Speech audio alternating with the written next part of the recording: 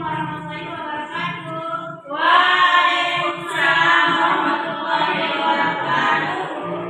Bagaimana kabar kalian anak-anak? Alhamdulillah baik, Bu. Alhamdulillah. Baiklah, sebelum kita mulai pelajaran pada pagi hari ini, ada baiknya kita membaca doa. Doa dimulai.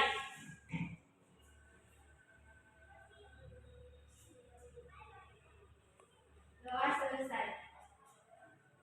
Baiklah, sebelum kita mulai belajar, kita bernyanyi dulu ya. Ya, Bu. Kalian masih ingat lagu di sini senang, di sana senang? Kalian masih ingat? Ingat ya, Bu. Liriknya kita ganti menjadi membaca Al-Quran. Baik, Bu. 1, 2, 3. Di sini Quran, di sana Quran, di mana-mana baca Al-Quran. Di rumah baca, di kelas baca, di mana-mana baca Al-Quran. La la la la la la la la la la la la la la. Alhamdulillah. Kalau kita tadi sudah mulai dengan baca doa dan kita juga sudah bernyanyi, baiklah kita akan mulai pelajaran kita hari ini, yaitu tentang Al-Quran hadis sebagai pedoman hidup manusia. Apa tadi pelajaran kita pada hari ini? Al-Quran hadis sebagai pedoman hidup manusia, Bu.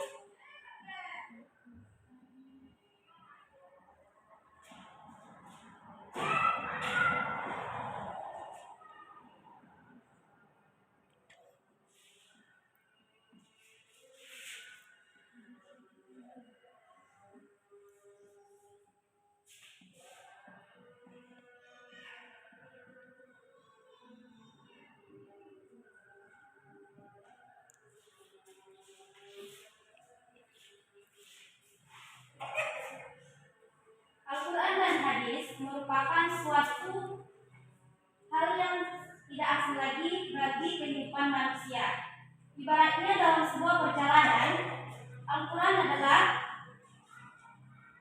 petunjuk atau peta yang diarahkan kepada manusia supaya kita mengetahui jalannya. Baiklah, yang pertama di sini Ibu akan menjelaskan mengenai pengertian Al-Quran dan hadis. Siapa yang tahu apa itu pengertian Al-Quran? Secara bahasa? Iya. Bacaan? Ya, bagus. Ada lagi? Baik, Ibu akan jelaskan. Al-Quran secara bahasa adalah membaca bacaan atau bacaan yang sempurna.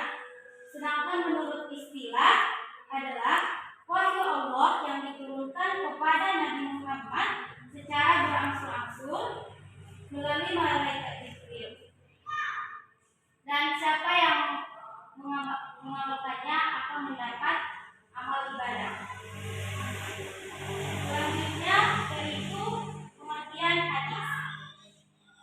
Hadis menurut bahasa adalah baru, cerita, peristiwa, atau perkataan. Sedangkan menurut istilah adalah segala sikap, perkataan, perbuatan, atau penetapan yang dilakukan oleh Nabi Muhammad SAW.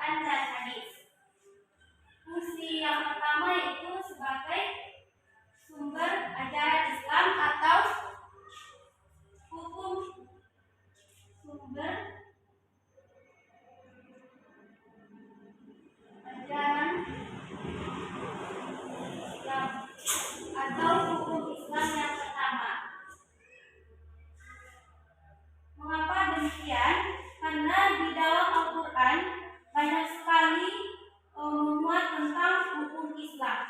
Salah satu contohnya yaitu makan halal dan haram yang dijelaskan dalam Quran surah Al-Maidah ayat 88.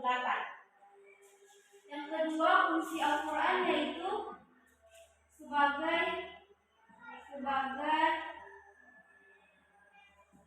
ilmu pengetahuan.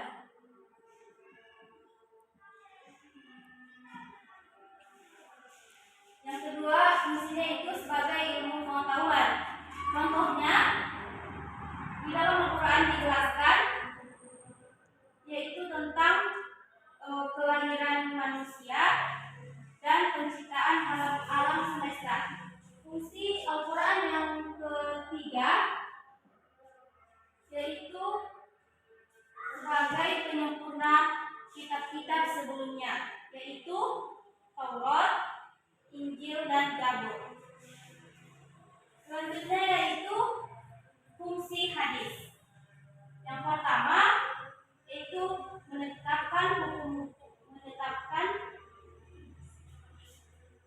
ada di dalam Al-Quran.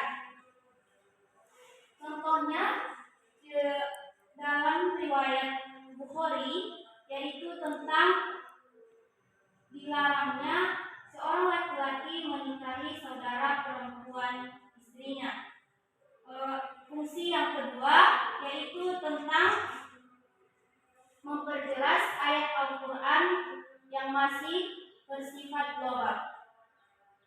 Contohnya di dalam Al-Quran dijelaskan tentang sholat, sedangkan di dalam hadis diperinci lagi yaitu tentang tata cara sholat maupun jumlah rakaatnya. Fungsi yang ketiga yaitu memperkuat ayat yang sudah ada di dalam Al-Quran. Contohnya di dalam Al-Quran, barang siapa kalian melihat bulan maka berpuasalah. Sementara di dalam hadis diperinci lagi yaitu berpuasalah kalian jika kalian melihat bulan dan berbukalah kalian jika melihatnya. Hadis riwayat Bukhari Muslim. Nah, apakah anak-anak ibu ada yang mau bertanya? Berarti sudah jelas semuanya ya? Ya, Bu. Baiklah, kita lanjut ke materi yang terakhir, yaitu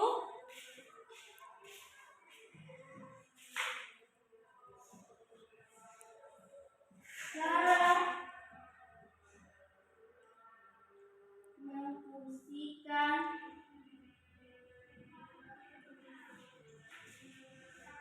Al-Quran dan hadis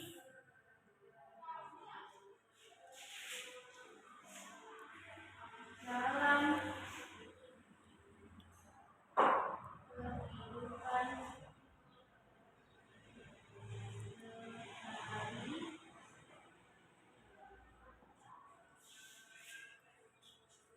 Bagaimana sih cara kita mengamalkan Al-Quran dan hadis dalam kehidupan sehari-hari? Nah, di sini Ibu akan mencontohkannya. Yang pertama, kita harus mengikuti pengajian. Apa? Mengikuti pengajian. Bagus. Yang kedua, kita harus mempelajari dan memahami isi kandungan ayat Al-Quran dan hadis. Yang ketiga, kita harus berperilaku sesuai ketentuan Al-Quran dan hadis. Dan yang terakhir, yaitu kita harus membiasakan membaca ayat Al-Quran sesudah dan sebelum sholat wajib. Nah, sebelum Ibu menutup pelajaran kita pagi hari ini, siapa yang bisa menjelaskan materi kita?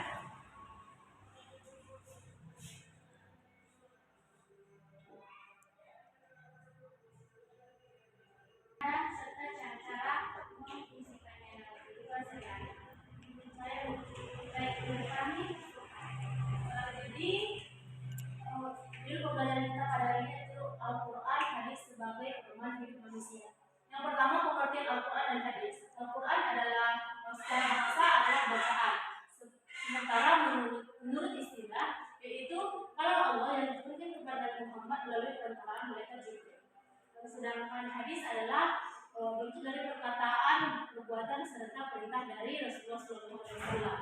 Fungsi Al-Quran yang pertama sumber hukum Islam yang utama. Yang kedua sebagai sumber ilmu pengetahuan. Sementara adapun cara atau mengisikan Al-Quran dalam kehidupan sehari-hari yaitu mengikuti pengajian, mempelajari dan memahami isi kandungan ayat Al-Quran dan hadis serta berperilaku